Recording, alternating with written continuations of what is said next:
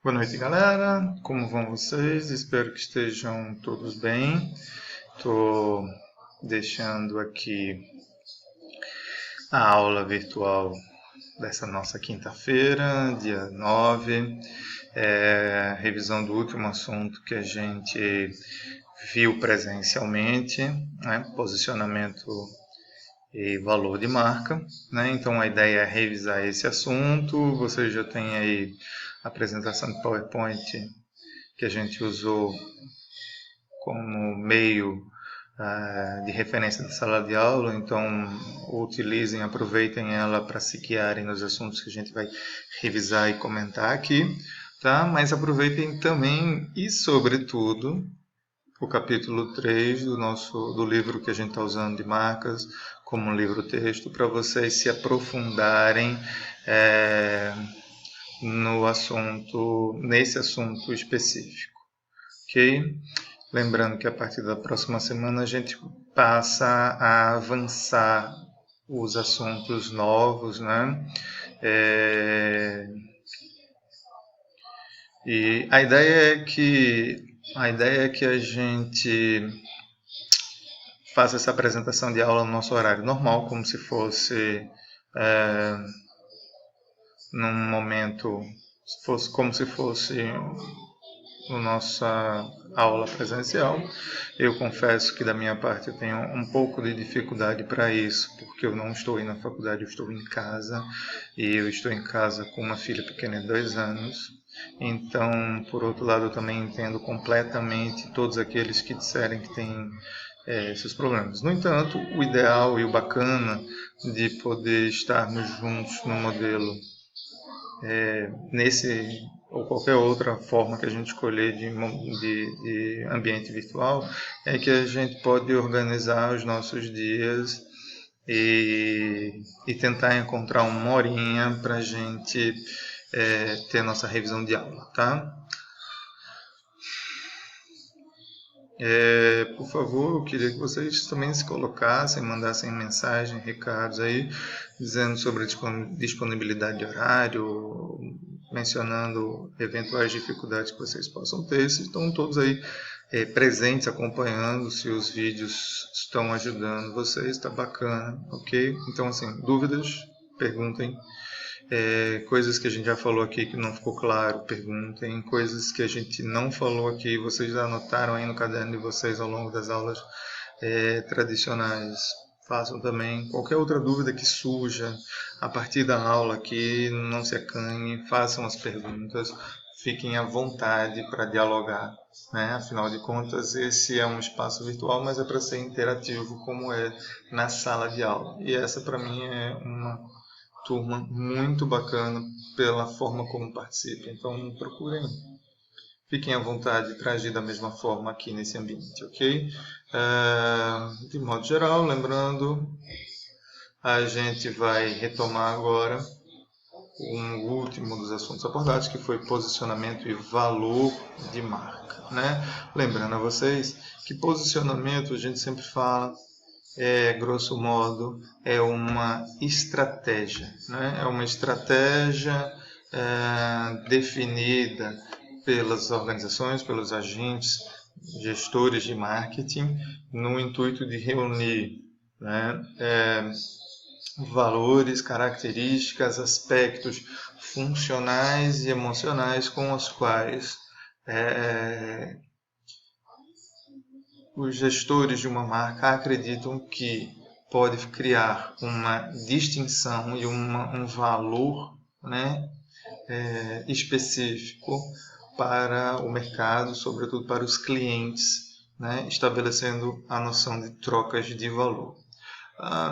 Kotler e Keller, daquele livro preto lá atual da Bíblia do Marketing, chamam a estratégia de posicionamento de ato, de planejar a oferta e a imagem da empresa, de modo que ocupe um lugar distinto e valorizado na mente dos clientes-alvos. Um dos caras que começaram com esse conceito de posicionamento, o Al Ries, fala de modo muito mais simples, né? Posicionamento é uma ideia que o marketing tenta colocar na mente dos consumidores. né? Já Peter Drucker trabalha a ideia de posicionamento pelas características funcionais, que é demarcar as distinções, né? Características e funcionais de um produto para demonstrar sua vantagem competitiva para o mercado. Então, o que a gente tem aqui sobre a ideia de posicionamento, e ela está no nível ali do que a gente viu da aula passada, do Brand Equity, como uma estratégia para estabelecer a proeminência de uma marca, né? Então ela está justamente em tomar uma decisão, aí é a parte que cabe aos gestores de marketing nessa construção de uma marca forte, dentro daquela lógica do modelo do Brand Equity apresentado na aula passada, da pirâmide, né? É a parte que cabe ao marketing, né, de estabelecer a princípio aquilo que se imagina ou que se quer para a construção de uma marca, né? O resto vai vir a partir do monitoramento e avaliação e reprodução das ideias. E se agradar os consumidores, alcançar o status privilegiado lá de ressonância, né? Bom, vamos lá. Então, já entendemos que posicionamento é uma estratégia para definir quais são os atributos que nós queremos que seja percebido como os atributos que caracterizam uma marca, atributos funcionais e emocionais, né? E passamos agora, então, a entender um pouco que essas decisões elas também não são aleatórias ou apenas por uma vontade, um desejo nosso, né, de criar a marca da forma como gostaríamos. Não, essa decisão ela é estratégica, né, ou seja, ela demanda análise de toda uma situação, né, e a verificação daquilo que é possível, que temos condições de tentar empreender e alcançar sucesso, né, nessa empreitada. Então, 4 são os aspectos que nos ajudam a entender como definir o posicionamento da marca. O primeiro é o público-alvo, né? E como estamos falando de construir marcas baseadas nos consumidores, é importante que a gente perceba que o público-alvo não pensa igual, ele não tem uma visão de mundo igual. Então é importante que a gente decida bem quem é o público-alvo, quais são as características que demarcam esse público-alvo, porque uma marca forte para estabelecer proeminência e alcançar lá no fim uma fase de ressonância, ela precisa ser percebida por esse público-alvo como uma marca que tem os atributos e valores que estão alinhados com seus próprios valores. Deu para entender isso? Querer criar uma marca de moda surf, porque eu acredito que os surfistas têm as características que eu quero usar no meu produto e eu vou usar as características para esse produto que os surfistas vão identificar como dizendo, nossa, essa é a marca que eu preciso usar. A grosso modo, inicialmente, é isso. Mas essa lógica de escolher o público-alvo, ela também precisa levar em consideração concorrência. Não adianta eu querer criar uma marca de surf com certos valores, se já existem 3, 4, 5 outras marcas que também são orientadas para surfistas e que já utilizam essas mesmas características para se comunicar, para se conectar com o mesmo tipo de público-alvo, né? Então é importante a gente ter uma noção de concorrência, a força da concorrência, a característica de ação e de atividade dessa concorrência, para a gente poder tomar essa decisão de posicionamento. Os outros 2 últimos aspectos têm a ver com semelhanças e diferenças. Bom,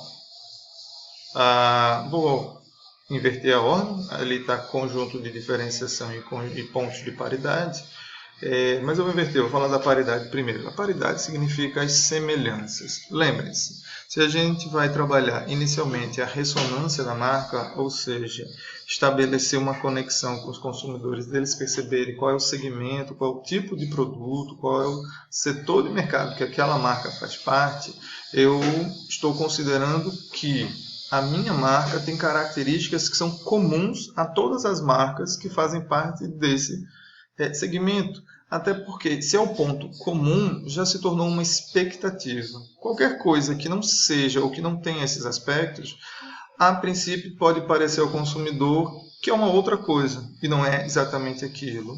E isso pode criar uma rejeição, né? Então, pontos de paridade são importantes, a princípio, para gerar uma identificação, uma localização do produto no segmento. 2, é uma forma de brigar com a concorrência, porque você também delimita as características, você mostra que o outro não é tão diferente assim, porque você tem os mesmos atributos que ele, e aí você corre para o conjunto de diferenciações. Esses sim são os aspectos que tornam a sua marca diferente das outras marcas, ainda que elas estejam todas meio assemelhadas dentro de um segmento. A gente já usou muito exemplo aí das marcas de sabonetes, porque tem uns sabonetes que são iguais, mas tem um preço baixo. A gente já viu que tem uns sabonetes que são iguais, mas afirmam lavarem, serem bactericidas. Tem os sabonetes que são iguais, mas dizem que lavam, mas além de lavar, ainda hidratam a pele e por aí vai, né? Então, essa é uma lógica que estabelece dentro desse conjunto estratégico de posicionamento, nessa briga por um segmento de mercado, por uma distinção entre os concorrentes, diferenciações de uma marca com relação a outras, que possibilite se localizar, se diferenciar e se posicionar na mente do consumidor como uma marca a ser preferida na tomada de decisão de compra. Ok? Bom, acho que vale a pena a gente adentrar um pouco mais nesses assuntos, começando pela segmentação, ou seja, pela escolha do público-alvo, algumas características que valem a pena a gente relembrar, mas como nossos vídeos eles têm um limite de até 15 minutos, a gente vai dando uma pausa agora, a gente já começa a refletir sobre o que a gente viu inicialmente, que são os 4 aspectos que nos ajudam a estabelecer uma decisão de estratégia de posicionamento. Também já vimos o que é posicionamento. E aí no vídeo seguinte vamos falar um pouco mais sobre as características desses 4 aspectos, começando pela segmentação, ou seja, pela nossa tomada de decisão pelo público-alvo a ser alcançado. Ok? Até o próximo vídeo.